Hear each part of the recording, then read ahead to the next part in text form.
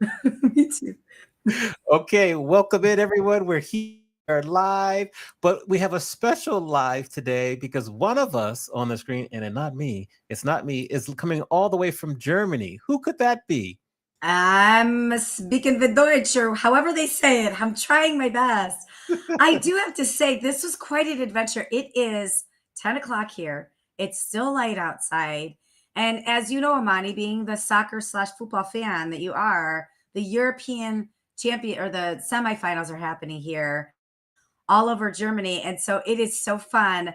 The streets and the vibe of Berlin right now are really, really fun. There's sports fans. Holland plays tomorrow night, so there's orange everywhere. It's pretty cool vibe. Yes, yes, very good. Yeah. Hello, Dustin. Dustin, I think it's Dustin Cantors in the chat. So hello, thank you for Oh, hey, joining us. Dustin. The Yeah. I think he called himself the mayor of DC, the Okay. almost mayor of DC. He'll have to tell o- us that story someday. Okay. Yes. Yes. As a former resident growing up in DC, I'd love to hear that story. Tell the Yeah. people, why are you in Berlin? What brings you to all the way across the world? Oh, to the people. Okay. So IHG Hotel Group has a program, an annual conference called Ignite for their customers. And they select specific customers from around the world. And I was one of the customers selected to go and learn more about the brand, what new hotels are coming out, what properties are being renovated, what are the luxury tiers, what are not the luxury tiers, what is just happening in general with staffing, with training, my two favorite things to talk about in the Yes, yes, hospitality yes, world. yes, yes, yes. Staffing, training, and what's being opened, what's closing down, what's changing flags, all that stuff. So it's a week of education, but it's a week of a reunion with a lot of hotel buddies that I don't get to see normally. So I'm Okay, excited. okay, we Yeah. like it. Go ahead. Well, I have a question, Amani, before we start. I have to know, can we get a quick book update? Because the Yeah. last time we talked, you did the title, you Mhm. were through the editing process. Where are we at with the book? And can you just remind the audience the name of the book, what the book's about, and then I promise I won't bug you with any more book No, no, keep questions. asking me questions about the book. So Okay. the book title, Resilient and Brilliant: 7 Ways to Unlock Your Creativity, How the Most Iconic Groups Reach Legendary Heights. That's the title, subtitle, and tagline. Right now, I'm just waiting for the go ahead because the final edits are being done, and then we're working on the book cover and the layout. So as soon as I get the notification, I'm going to download all the photos from Getty Images, the layout, and then once that final manuscript is done, which will be once they give me this notification, then I'm going to start to record the audiobook. So we're just kind of waiting for some last minute things. And then Yeah. that's where we are. That's exciting. How you feeling about it?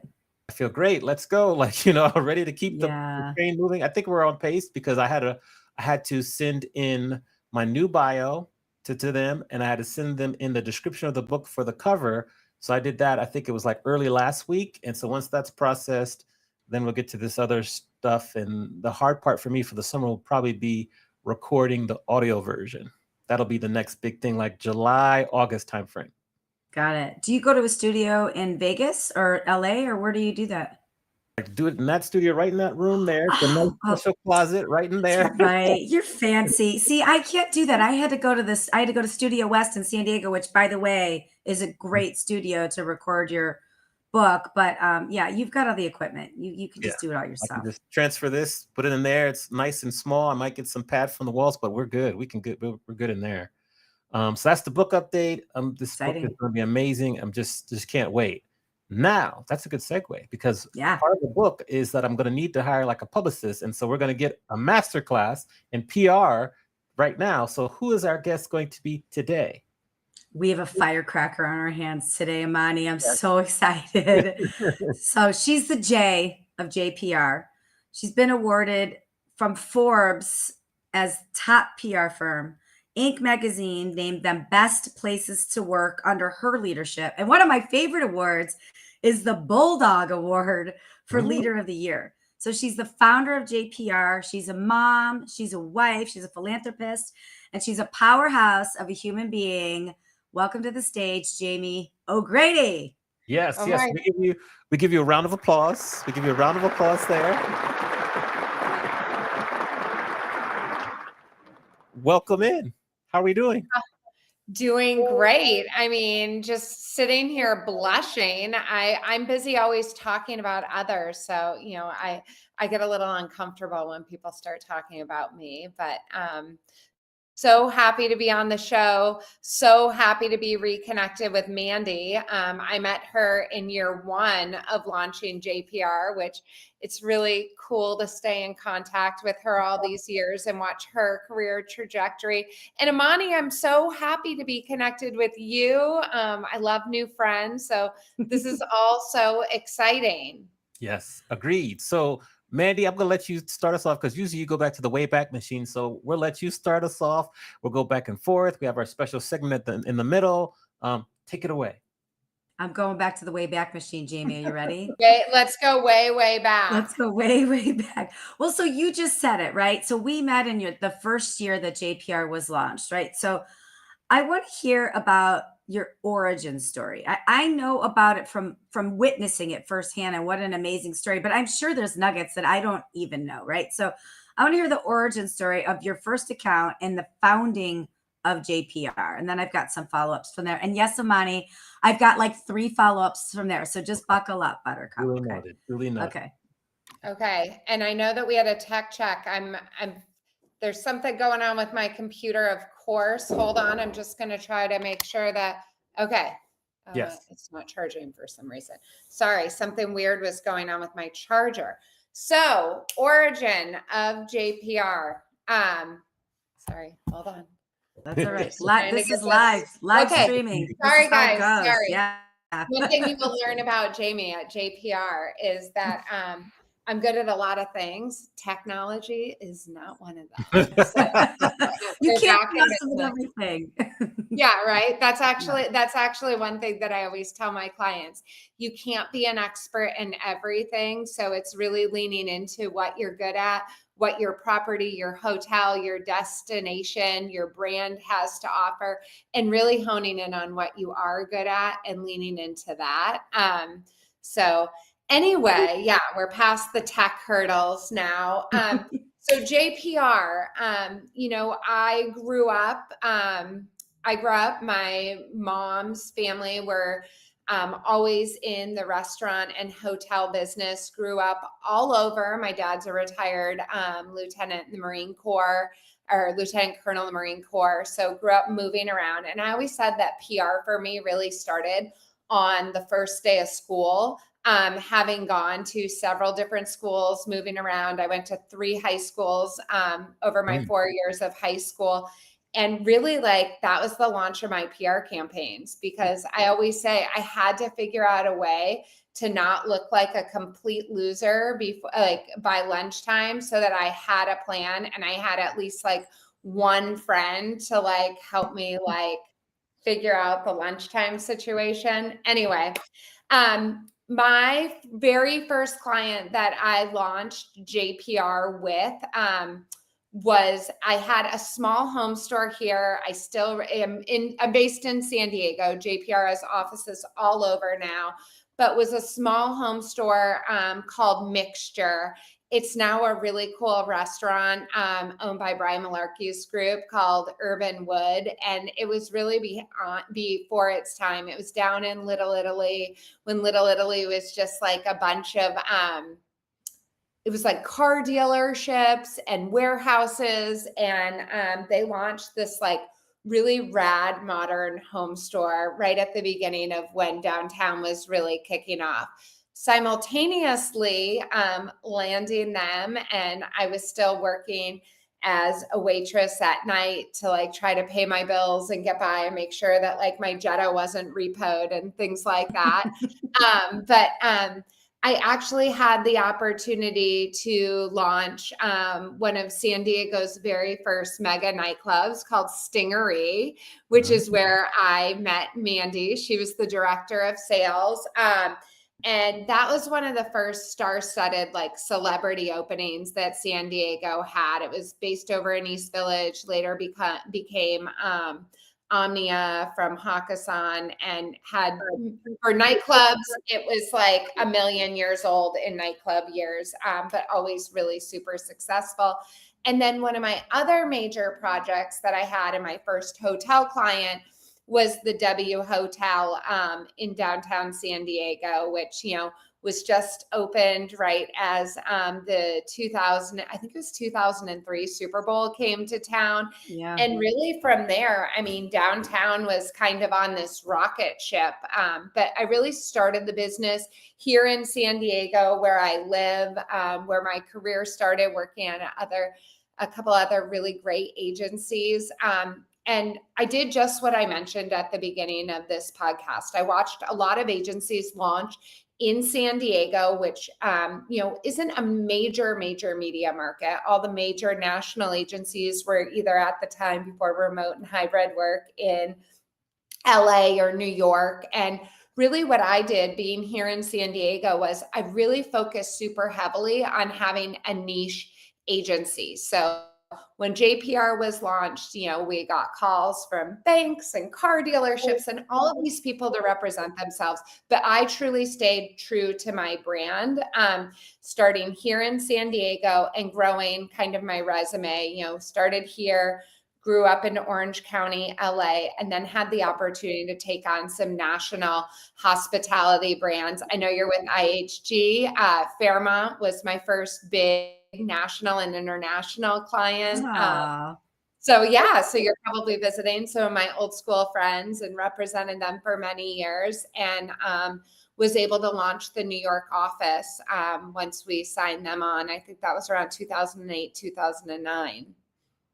Wow. So I want to know, because back then, like I know from where I sat, you were dynamic. Like there was just nobody that did what you did. There still is nobody better than JPR in the hospitality space. I think that's just I want to say I'm biased, but I feel like I see so many PR marketing agencies and you're still, at the top level, right?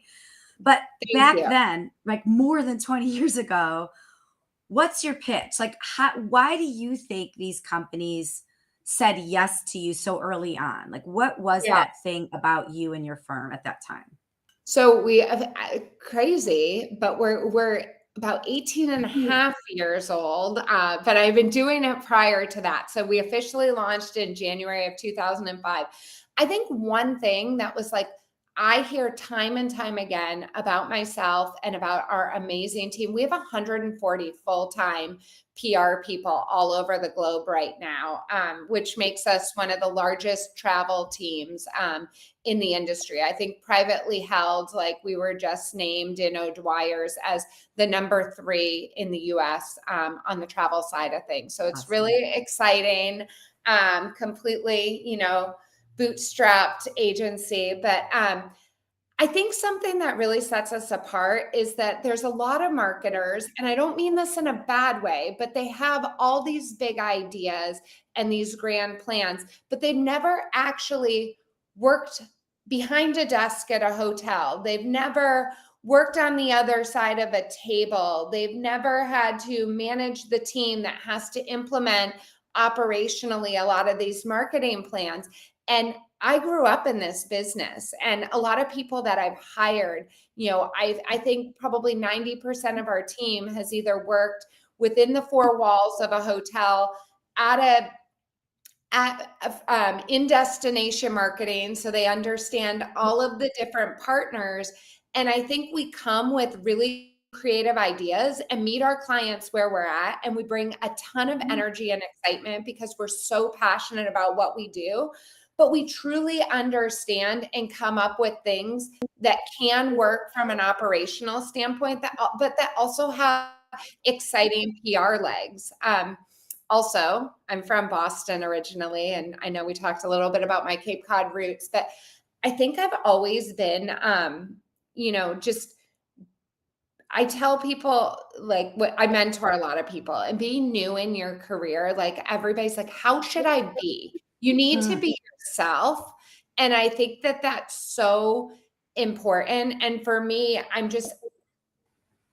I've had the courage to be completely honest with my clients about what's going to work and what's not going to work, what's going to be a story. And if something isn't quite the story that a journalist or somebody's going to want to tell, I work with them to make sure that we get to a place so that you do have these really interesting and intriguing storylines. And I think that that's really important. I see a lot of people in my industry kind of tiptoeing around things versus kind of just saying, being completely honest and setting expectations and making sure that we're starting with a really great baseline to bring amazing press and interest, whether it's from sales or journalists, to your project.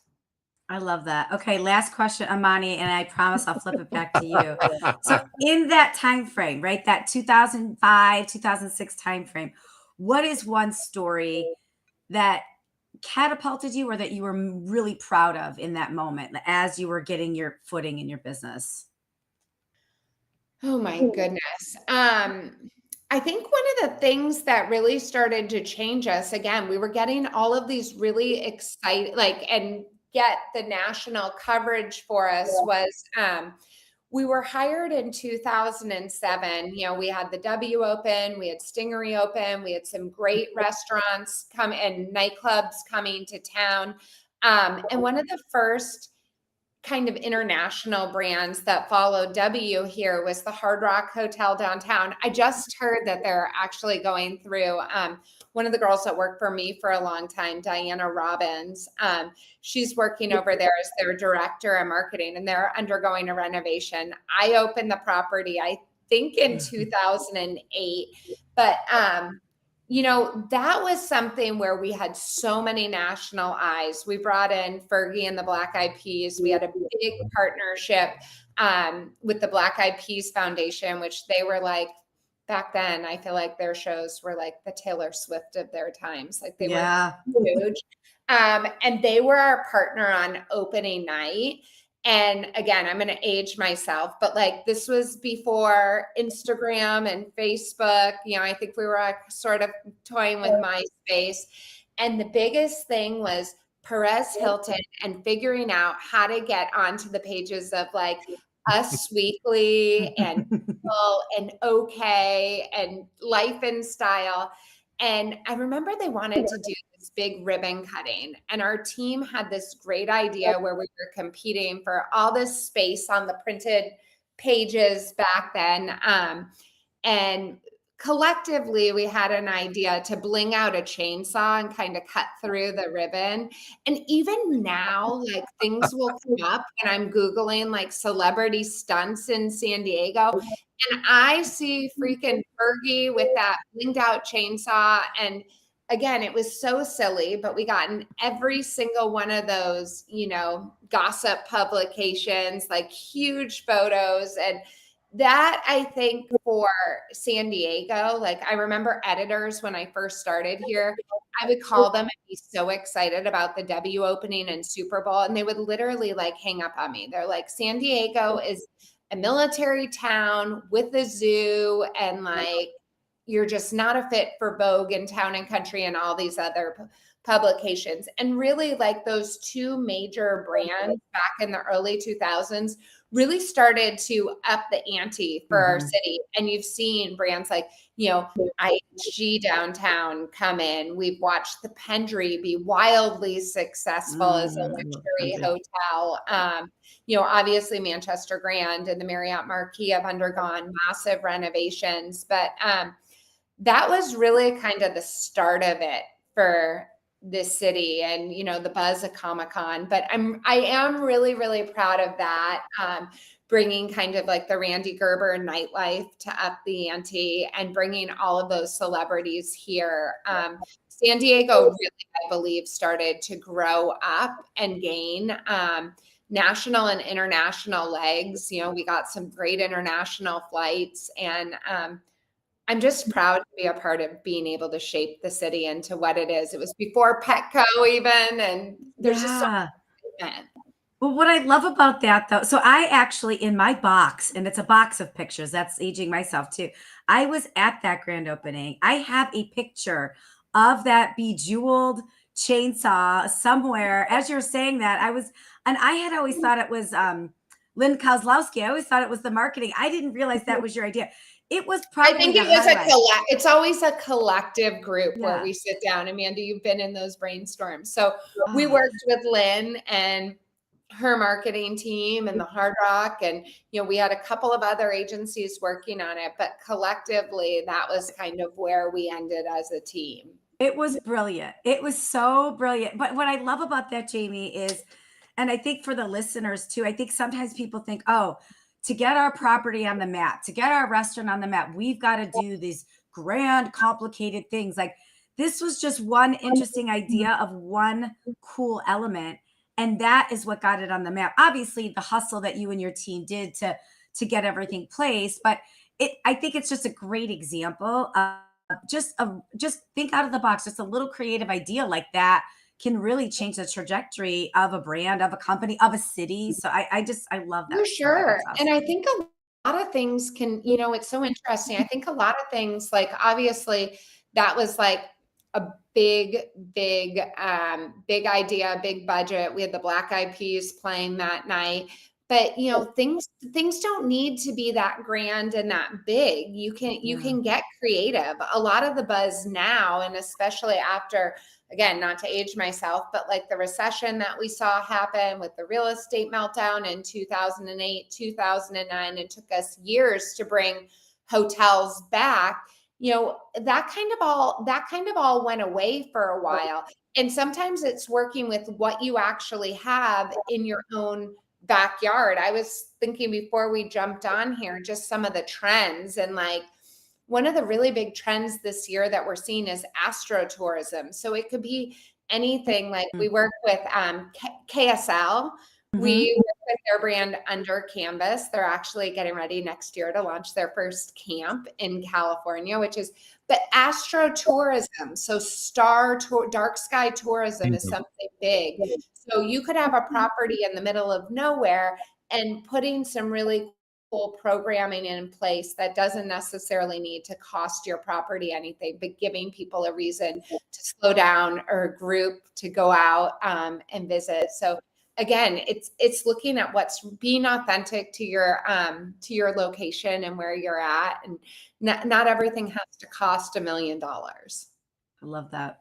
So since you mentioned MySpace, so if we go back to the MySpace generation, oh my gosh, but then look at where we are today with the TikTok generation, what has been the biggest, I guess, revelation or shift in like hospitality and PR over that time period? Because we've gone from literally no social media to all social media.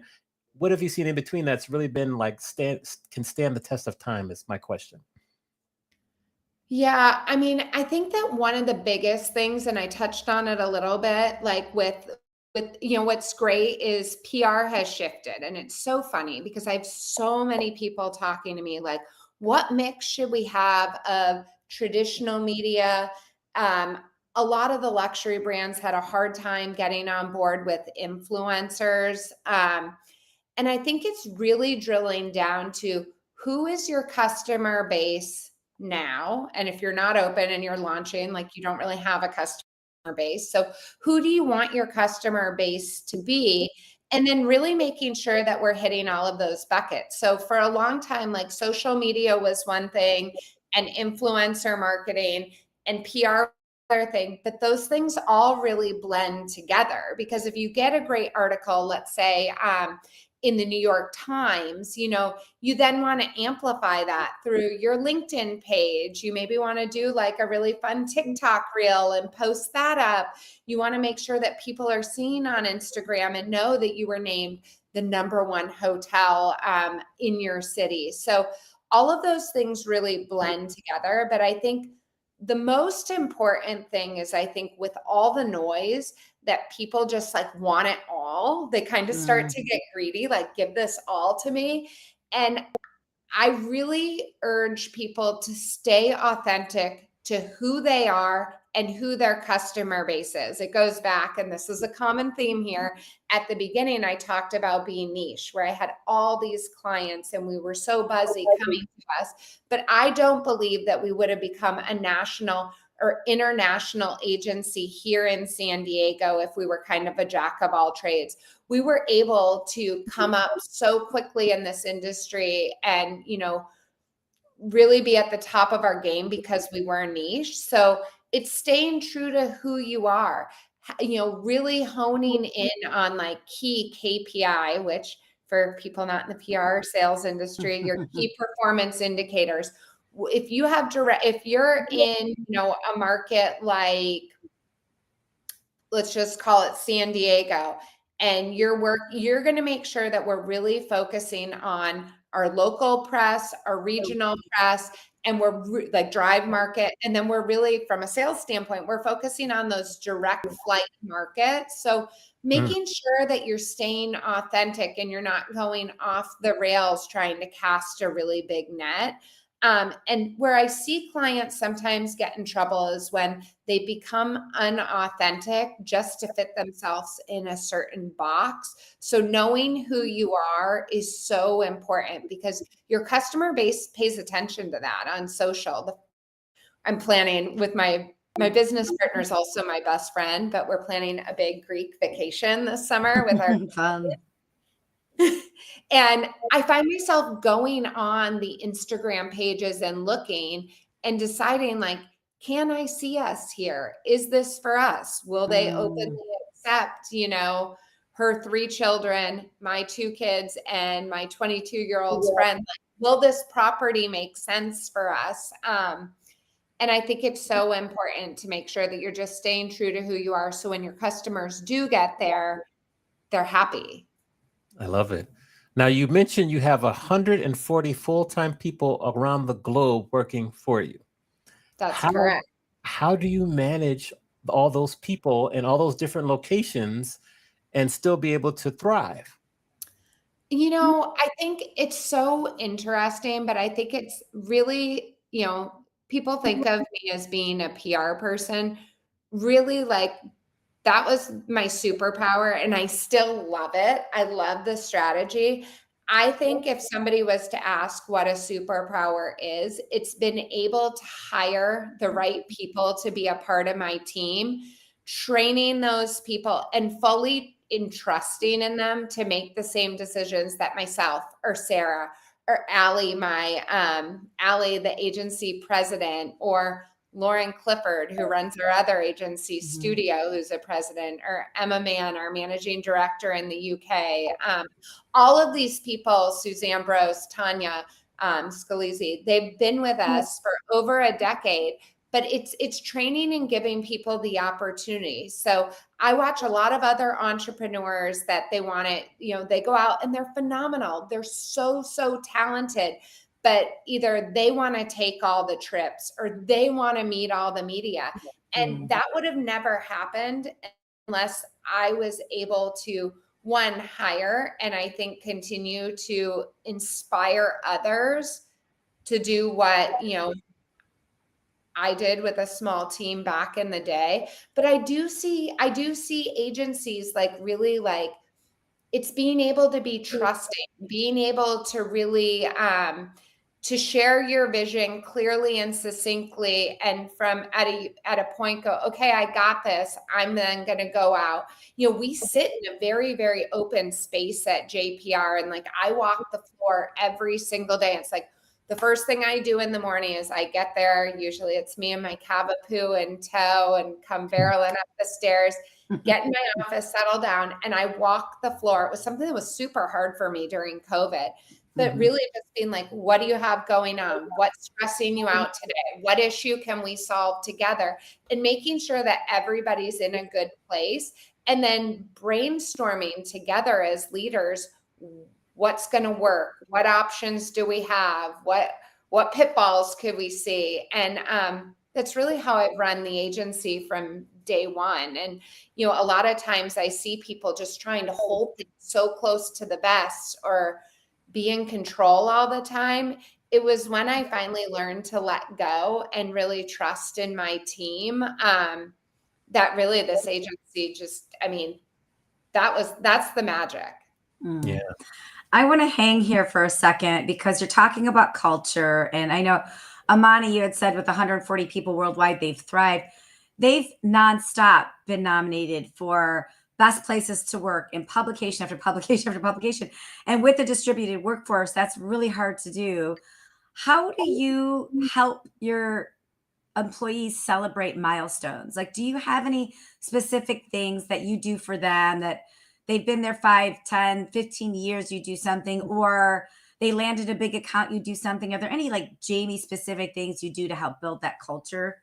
Yeah, so it's funny. You must follow me on Instagram or something. But, I do. And I've always wondered and I've never asked. I always see these things. Here's the thing, it changed through the years. We used to give every Christmas, and sorry, I don't want to like upset any of my current employees, but like I love Chanel. Like it was just like, it's just so classic and like simple black. I have a black dress on today. It's 1,000,000 degrees, but just that with like a Chanel earrings, that was kind of like my staple uniform or whatever. And so we did used to give those in the early days when there was like 5 or 10 people. But once it got bigger, we kind of really needed to figure it out. For us, celebrating our employees is such a big part in celebrating the longevity. Lauren Clifford Nixon still works for me 18 years later. She was employee 1. She was there on opening night when we worked with Mandy and all of these things. But for us now, we just joined this really great platform. It's called Thanks, THNKS without the vowels. And it allows you to give really quick gifts in the moment, whether to clients or, somebody had a bad day, their car didn't start and they were so stressed out getting to work. I can send them like a quick Starbucks like drink, just like go on the app and send it over to like Keita or something, just to like pep up her day or, but the really cool things that we give. So you hit a year at JPR and it was so funny. We travel all the time. And I noticed when the girls were first joining us on their first trips, a lot of them didn't have proper luggage. So, we gift like these really, we also have, in addition, we have a CPG and consumer arm of our business. And we have this brand called July Luggage. Have you guys heard of them? No. Oh my gosh, they're amazing. They're so cute. You can personalize them with like, they almost remind me of like the Stony Clover makeup bags where you can like get all these cute colors. I just got Finn the cutest one for our trip to Europe. It's navy blue and it says Spino O'Grady in these really, you could pick all the different fonts, but it's like painted on. They have chargers. So year 1, you get to pick a travel bag of your choice, which is a great way to kick off your career at JPR. Year 5, and again, we have a diverse work group, but the most popular gift, people have a little menu of gifts. Year 5 is the designer bag. So that's really exciting. Actually, we have Abby Waters, who heads our sales and development, turning 5 tomorrow. And I think Sarah's taking her shopping for her bag in New York with Heidi. Oh, fun. Yeah, super exciting. Year 10, you get year 10 years is like a long time to like, I don't know, constantly be around my crazy, excitable energy. Or to work anywhere. 10 years is a lifetime. A watch or a piece of Cartier, which is super exciting. And then 15 years is blingy. And so far, there's only been a couple, but like that's diamond status. That's awesome. Yeah. I love that you invest in that. Some people don't even recognize. They don't even know how long their team has worked for them. So I love that you recognize that you've got a plan in place and you do it. Yeah. And it's crazy. We have somebody on our ops team where literally they send out every Monday, the entire office can get a quick view of where everybody is, because we're on a hybrid work schedule, what everybody's travels are. But the first thing that we start with is celebration. So like Hannah Gardner, who's worked for us for over 10 years, she leaves on mat leave in 2 weeks. I can see that this morning. I saw that Abby's work anniversary is 5 years. So it really reminds everybody, not just us, to be able to celebrate and be excited. And loyalty and longevity is such a part of our story at JPR. I think it's one of the reasons why our clients like love working with us. They love our team. Interesting. So 2 questions for you. Well, the 2 parts. First one is, How were you able to survive COVID when you have a big arm of your business that's based on in a hospitality, which was pretty much shut down? How were Oh you able my to survive? I think a big part of it was, going back to that culture piece. It was absolutely terrifying. And we have clients all over the country. It obviously started with our clients calling and asking, if we would help them if they would be able to pause. We're a contract retainer. We all work in the business world. This was something that we had never seen before. So we literally watched it ripple across the globe where we had, we were getting cancellations in Indonesia and our Asian markets. And then we represent the Grand Hotel Tremezzo. It's in the heart of Lake Como, northern Italy, which was hit very hard. Multi-generational hotel family. And receiving these personal phone calls to myself and my partner, Sarah, and everybody being so scared about what was going on. And then obviously ripple, we watched it ripple across the pond here to the US with the travel bans. So I use the example when you've thought about major financial meltdowns where you see the front page of the New York Times or the Wall Street Journal, like where back in the 80s, you would see the stockbrokers laying on the floor with the paper falling. That's how I felt like in that. We didn't even know where we were. It was so terrifying. And I knew my husband's a developer, and I have a lot of great mentors who I used to work with, who had seen many, many crises. And I knew that we needed to work fast if we were going to make it through this. Number one, we ended up making deals with all of our clients. And I think it was because of our strong relationships where we allowed all of our clients to pause as long as we made sure that all of our invoices were paid in full through April 1st.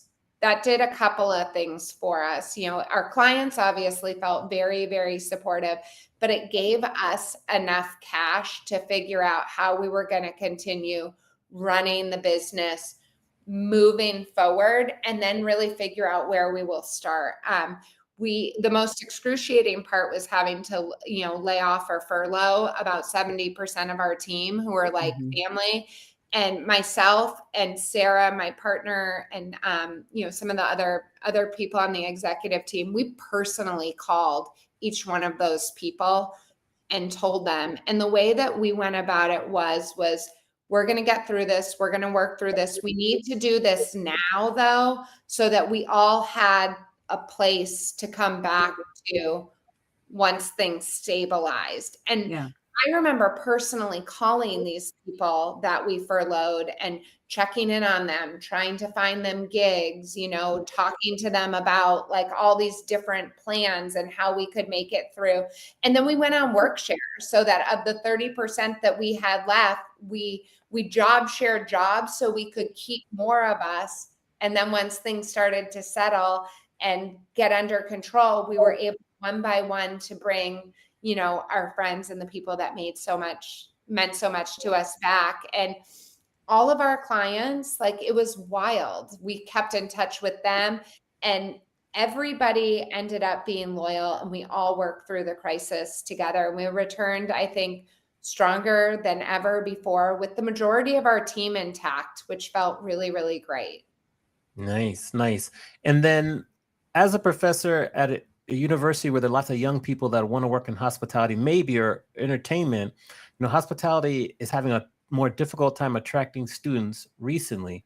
What's your message to people who are maybe about to graduate from school in terms of working in this industry that you have a different perspective? You might not be working in a hotel for 10 or 12 hours a day, but you still work very much involved in the industry.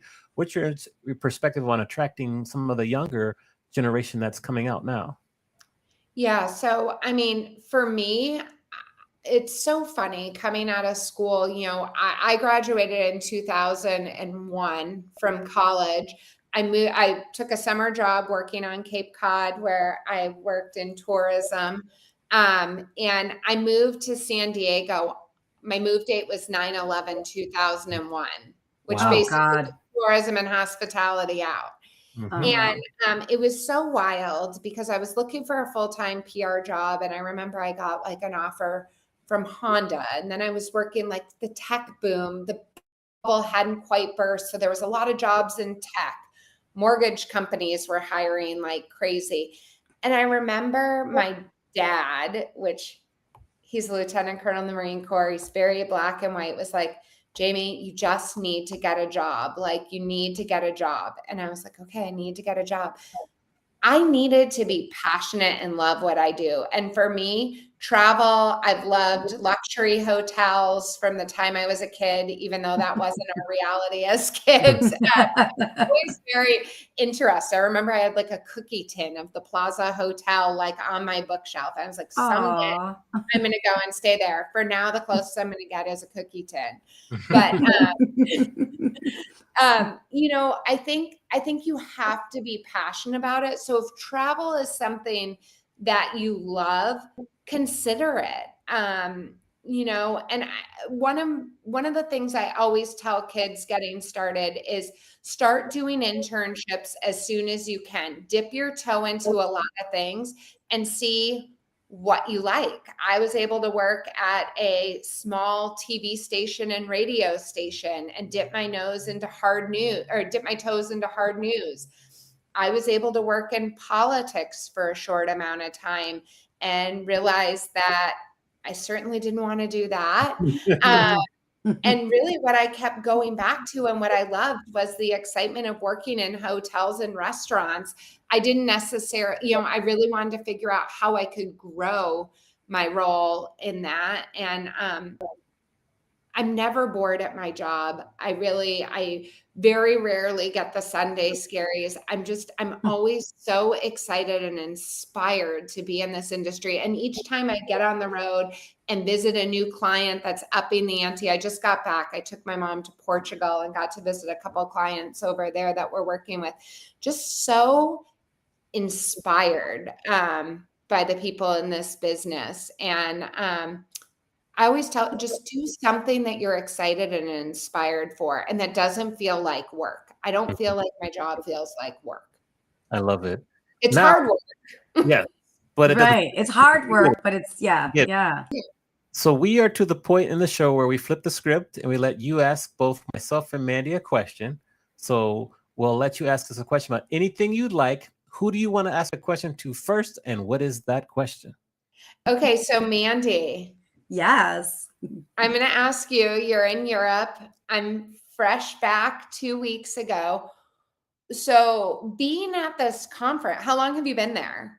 I got here this morning at 7 a.m. Okay, so you haven't been, Yeah. But I guess that changes it. Like, what are you the most inspired in that's happening in our industry? You're one of like the top salespeople. You've written a book about it. Like, what's inspiring and exciting you about what's happening right now in the business? Yeah, you know, I'll answer this in twofold. Like, what's inspiring me is when, like, this morning I arrived at 7 a.m. I assumed I wouldn't be able to get into my hotel room, right? But I arrived, not only was I able to get into the hotel room, but they greeted us at the door. And I know that sounds like it should happen, but the reality is it's not happening at a lot of hotels. Like, the smile and greet, that personal touch isn't happening as much as it used to.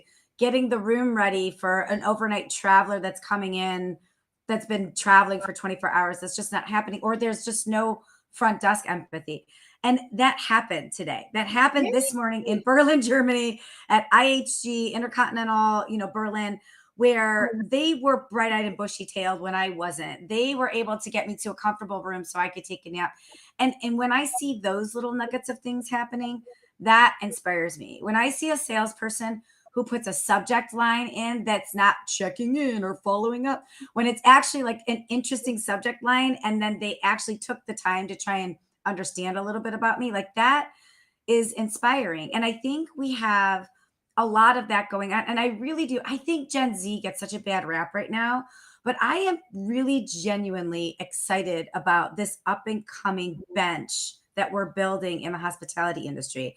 I think, you know, once we give the Gen Z a roadmap and we wind them up and let them go, they are super powerful because they are passionate. They are so passionate and they love to have purpose. So if it's the right person in the right job, that, is super passionate, they are very, very unstoppable. So I'm very passionate about that generation. I'm passionate about the personal touches that I see. And what I've also been seeing more and more with these renovations or these reimaginations, as people are calling, of hotels, or even new hotels being built, they're actually building things that travelers want. Like, Yeah. they're building, instead of a phone booth, right? They're building a quiet space. They're building a little Zen den. They've got these vignettes in the lobby, so you can Mhm. actually sit, plug in, and check your emails while you're waiting to check in or while you're waiting to catch your flight. I think the design and the redesign is very thoughtful, and I'm super stoked about that too. I Right. love that. I love Yeah. that. Yeah.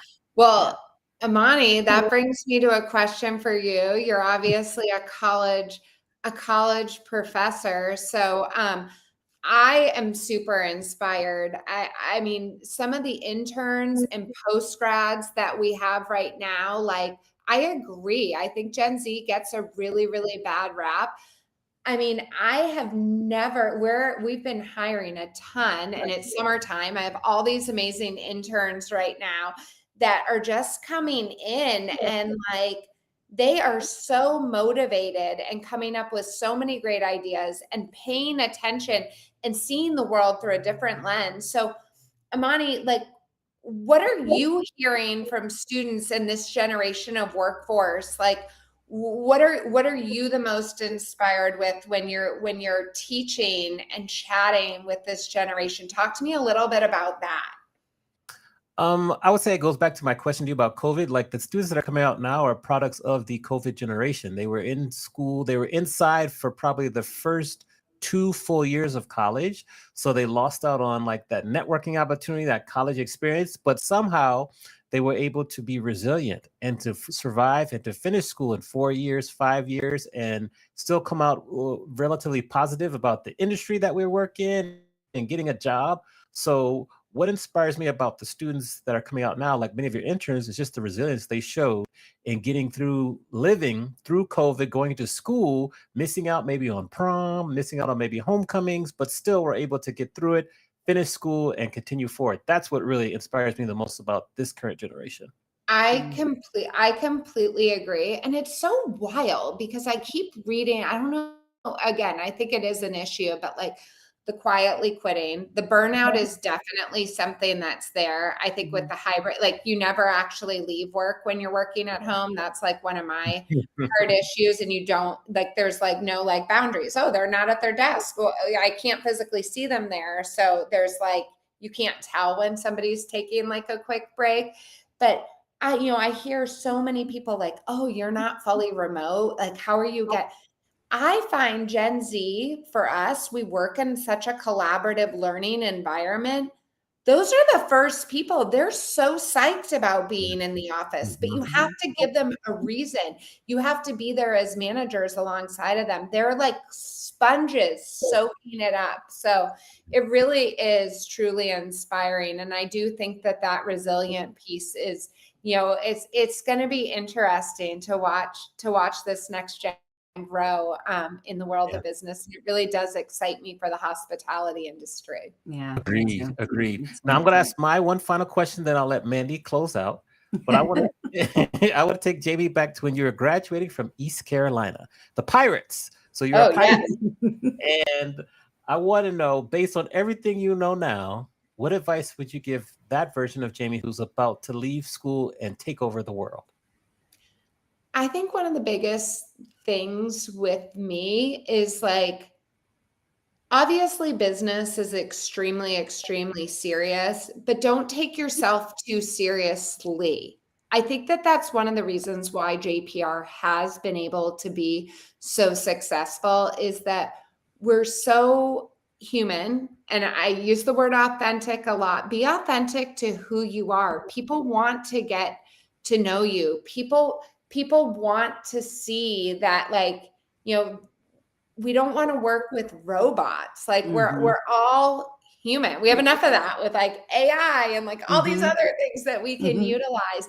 And like, really make sure, again, like, business is serious, but you don't have to take yourself that serious. It takes a little bit of pressure. And I always find, like, letting some of my toughest clients or ones that tend to be the hardest on us in a little bit.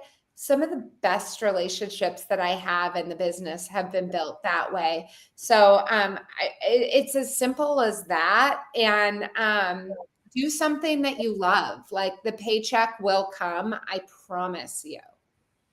Great advice. Great Mandy, advice. over to you to close us out. Well, I want to quickly talk about giving back, because whether it's East Carolina University or PRSA, or I always feel like you are giving back, and being as busy of a human being as you are, it's really difficult. So, and your contributions are really vast. So for the entrepreneur out there, or the CEO, or maybe just an emerging leader that feels just overwhelmed and swamped, and the idea of giving back just feels daunting, like, what advice do you have for them? How can they start? And what do you feel about contributing and giving back in general? Yeah, it's so interesting because like as a leader in the community, I think back to when I started my agency, and I received a call from my mentor who passed away a couple of years ago. Wonderful woman named Gail Storza Gill. She owns Storza Communications, the largest female-run agency in the 80s and 90s. Like, I get goosebumps thinking about her. And she called me because when she closed her agency, she had asked all the reporters and news media in town, who is the next me? And I don't know why, because again, but they said, you need to meet Jamie. And he called me. And that really changed the trajectory of my life and became my mentor. And I'm like, well, what do you want? Like, do you want a percentage? Like, what do you want? She said, no, I just want to do for you what somebody once did for me. And every time I feel like I've got this person, I'm like, oh, I'm so busy, I think back to Gail. And you've got to pay it forward in order to get those stars. You've got to continue to think about the help and the opportunities that were given to you and give back. So, when people tell me, oh, I'm a big YPO or Young Presidents Organization, it's completely changed the trajectory, not only of my business life, but me being like a softer, more approachable human, mom, friend, wife, all the things.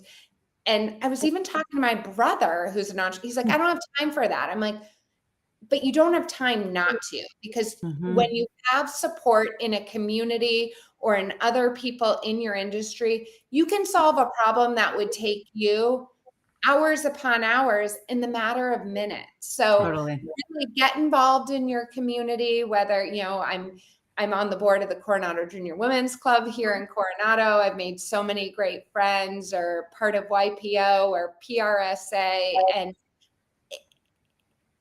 it's one of the most important things that I've ever done in my life. And just think back, for everybody that gave you the opportunity, be that opportunity for that next graduate. It's so fulfilling. Oh, I love that. I'm going to get my German water. Let's do a little toast to Gail. Okay. Gail. I'm going to toast my Stanley, which is a must-have. Cheers. I love that. Be a Gail. Everybody needs a Gail. Everybody needs to be a Gail. That's really inspirational. How can we support you, Jamie? How can we help lift you and JPR up as you continue to do awesome things? I think just come along for a ride. You can follow me on LinkedIn, Jamie O'Grady. I think I shared the podcast right before we jumped on. Come along and travel with us, see what we're up to. If you follow us on Instagram, we've got we're really, really active on there. So follow us at J Public Relations. Log on and join on our podcast. We've got some really great guests, and just get out there, take that trip, see the world. It's hard to get into the groove and pack your bags for whether it's been a while or a minute, and take that time off. It truly is. Again, I come back and I'm always it's how I stay inspired and how I've stayed in this, for the long run. And it's just the best reset there is. Love it. Love it. Take a reset. Follow JPR. Follow Jamie on LinkedIn, and keep supporting JPR. They're doing great work for our industry. Agreed. a round of applause and put you back in the green room. We'll be back with you shortly. So round of applause. Thank you very much for spending time with us. Thank you, Jamie. Thanks for Thanks, being guys. here. Bye. All right. Another great show is in the books. Mandy wants you to be safe. Enjoy Berlin. We are off next week, but who do we have to look forward to on July 8th? We've got a buddy. We've got Eric Jenkins, the general manager from Estancia La Jolla. Speaking of reimagined, they just invested $27 million in the reimagination of that property. And he's got an interesting culinary background. He's got a super fun hospitality background. So I'm excited to spend time with him next July 8th. July 8th, we'll be back. We're off next week for the 4th of July. Stay safe. We can't wait to hear your Berlin stories. Please text us pictures and photos of the soccer celebration. It will be something you've never experienced. I can guarantee you that. Safe travels. And with anyone else who's watching or listening, make sure to subscribe, rate, and review the podcast and the show. Share it with a friend. And we will see you very soon. Take care, everyone. See you soon. Bye.